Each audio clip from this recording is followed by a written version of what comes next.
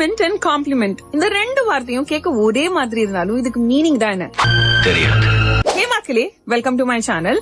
ஒரே மாதிரி சவுண்ட் இருக்கும், ஆனா வேற வேற மீனிங் இருக்கும். அதை ஹோமோபோன்ஸ் சொல்லுவோம். சோ இந்த இடத்துல காம்ப்ளிமெண்ட், இங்க ஐ இங்க இ இருக்கு. சோ ஃபர்ஸ்ட் ஒன் பாத்தீங்கன்னா காம்ப்ளிமெண்ட். காம்ப்ளிமெண்ட் வந்து நம்ம புகழ்ச்சின்னு சொல்லலாம். இன்னொருத்தர் நம்மள பாராட்டுறது, சட்டில் பிரைஸ வந்து காம்ப்ளிமெண்ட்னு சொல்லுவோம். அண்ட் இன்னொரு காம்ப்ளிமெண்ட் வித் இ பாத்தீங்க அப்படின்னா ஒரு பொருள் கரெக்டா மேட்ச் ஆகுது, இதுக்கு அது இன்னும் மிகைப்பித்து காட்டுது அப்படின்னு சொல்ற இடத்துல நம்ம இந்த காம்ப்ளிமெண்ட்டை பயன்படுத்துவோம். சென்டென்ஸ் ஃபார்மேஷன் பாருங்க. First one, she gave me a nice compliment about my red dress.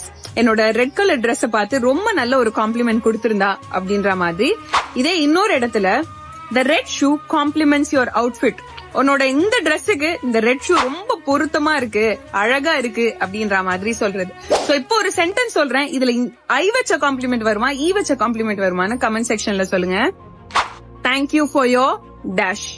So கரெக்டான ஆன்சரை கமெண்ட் செக்ஷன்ல சொல்லிடுங்க. இந்த மாதிரி மோர் இன்ட்ரெஸ்டிங் வீடியோஸ்க்கு லேர்ன் வித் நாண்டி என் பேஜை மறக்காம ஃபாலோ பண்ணிடுங்க. அண்ட் உங்க ஃப்ரெண்ட்ஸுக்கும் இந்த ரீல ஷேர் பண்ணிடுங்க. பை மக்களே.